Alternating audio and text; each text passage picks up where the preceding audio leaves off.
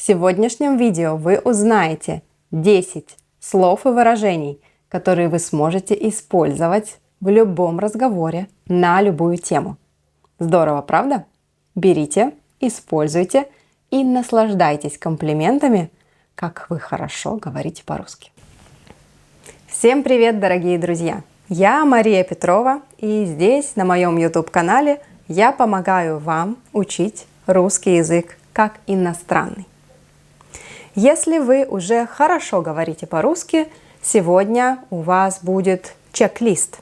Смотрите и проверяйте, что вы уже знаете и, самое главное, используете, а что еще нет. Ну а если вы начинающий студент, beginner, то обязательно смотрите все до конца, делайте заметки.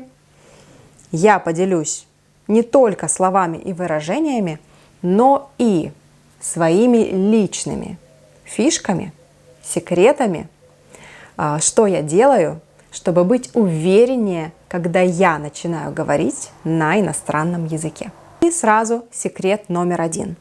На любом уровне вы говорите простыми и понятными для себя предложениями.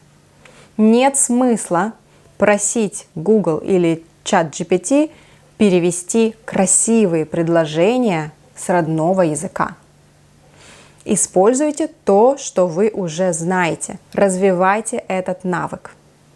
Ну а если вам кажется, что у вас слишком простые, слишком примитивные конструкции, просто добавьте в речь выражения, о которых мы будем говорить сегодня.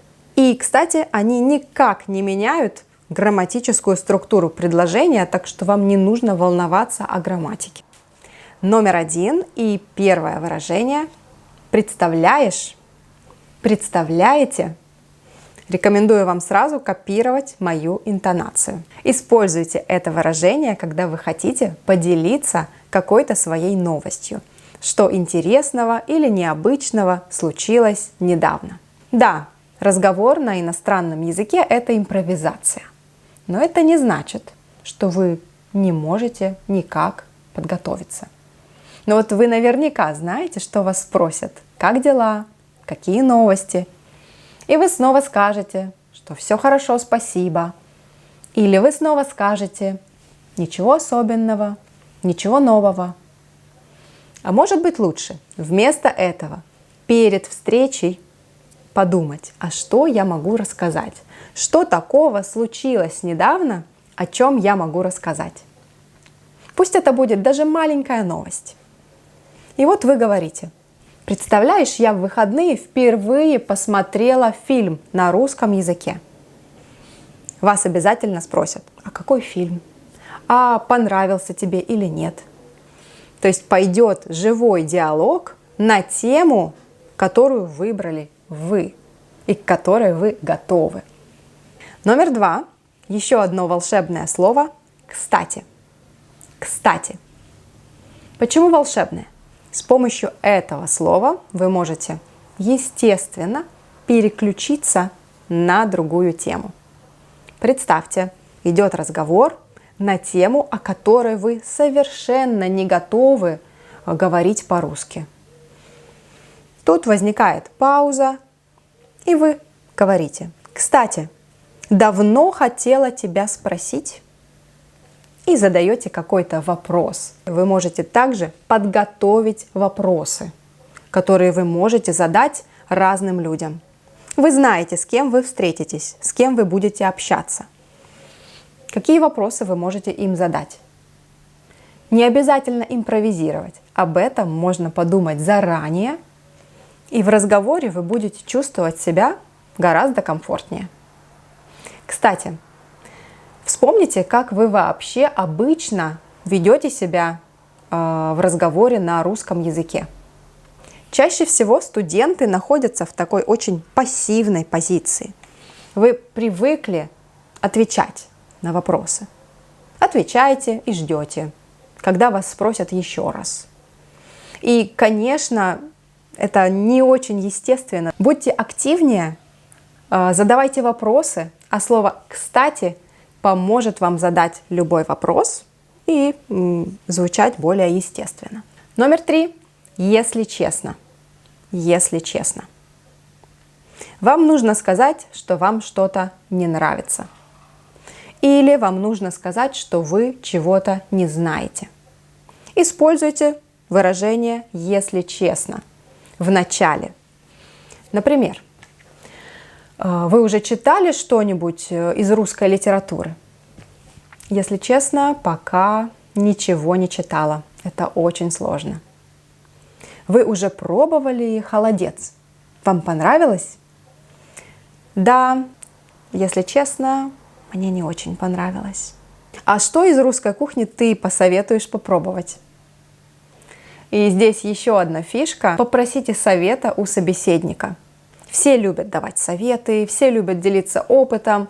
Ваш собеседник будет рад услышать, что вы попросили совет. Используйте такие фразы. А что ты посоветуешь? А что вы посоветуете? Номер 4. В общем. В общем. Часто в русской речи это, можно сказать, слово «паразит». Мы часто его используем без какой-то конкретной функции, но вы можете использовать это слово, чтобы обобщить или резюмировать то, что вы уже сказали. Тогда говорите «в общем» и заканчивайте свой монолог. Например, вы рассказали, что посмотрели фильм, потом долго-долго о нем говорили, чувствуете, что пора заканчивать. В общем, хороший фильм, рекомендую посмотреть. Номер 5. В принципе. В принципе. Если вы не на 100% уверены, или вам хочется добавить «но» или «если» в конце предложения, используйте выражение «в принципе». В принципе, фильм хороший, но с детьми я не рекомендую его смотреть. Или, в принципе, да, мы можем встретиться в пятницу, если я закончу пораньше. Номер 6. По крайней мере. По крайней мере. По крайней мере значит как минимум. И это очень удобное выражение, чтобы как-то позитивно закончить негативную историю или рассказ. Например, опять-таки вы говорите о фильме, который вам не понравился, и вы заканчиваете так.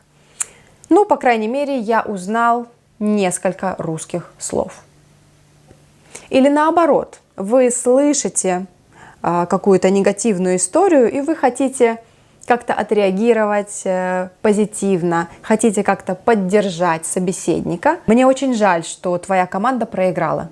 Ну, по крайней мере, вы вышли в финал. Вот здесь можно и переключиться на что-то более приятное и позитивное. Чтобы чувствовать себя увереннее в диалогах, собирайте для себя такую коллекцию разных реакций. Как вы можете отреагировать на рассказ собеседника? Как вы можете его поддержать? Какие вопросы вы можете задать? Как вы можете выразить удивление? Как вы можете посочувствовать? Реагировать в диалоге обычно нужно быстро.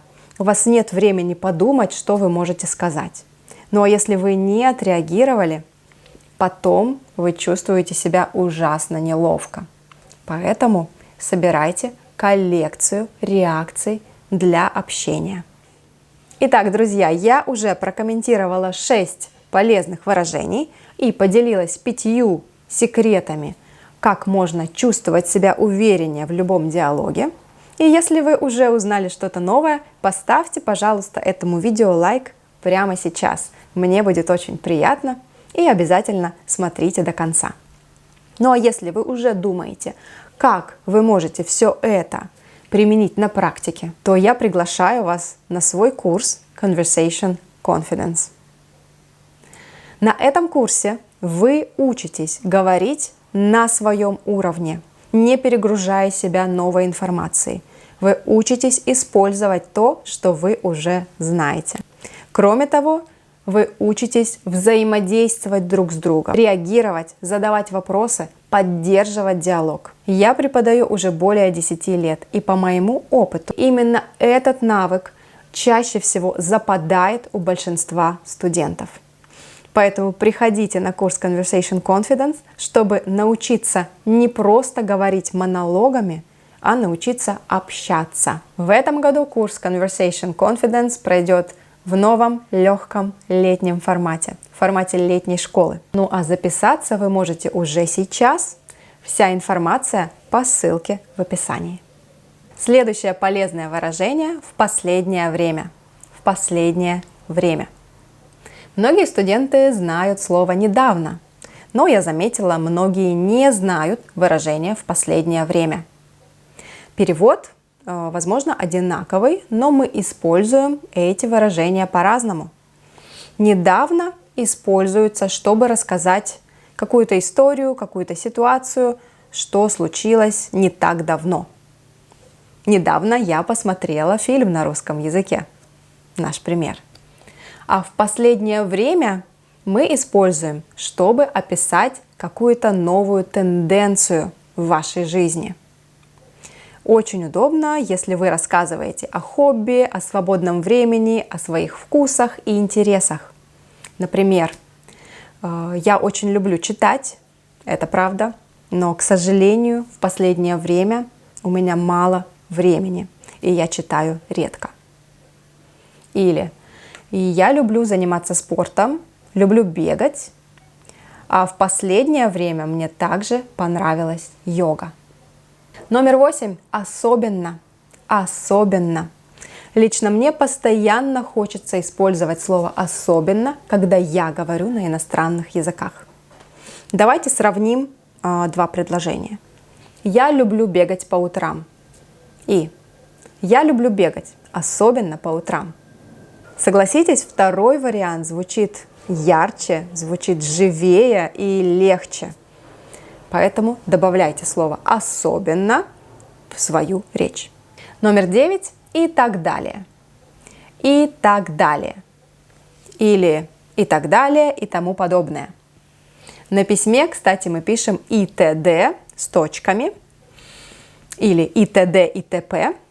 А некоторые люди даже говорят так в разговорной речи. И т.д. и т.п. Это выражение выручает вас, если вы не можете быстро подобрать еще один пример, если вы хотите закончить предложение и вы знаете, что собеседник вас и так уже понял. Например, что вы делаете на уроках по русскому языку? Мы обсуждаем разные темы, мы слушаем аудио, читаем и так далее. И последнее выражение на сегодня, номер 10, короче говоря. Или просто короче. Это выражение помогает вам избежать каких-то длинных рассказов, к которым вы не готовы, и просто как-то быстрее закончить ваш монолог. Например, на этой неделе я снимала видео для вас, монтировала, готовила уроки. Короче говоря, обычная рабочая неделя. Ну что, друзья, на этом все. Сегодня вы узнали 10 полезных выражений, которые вы можете использовать в разговоре на любом уровне. Поделитесь в комментариях, какое из выражений понравилось вам больше всего. До встречи в следующем видео. Пока!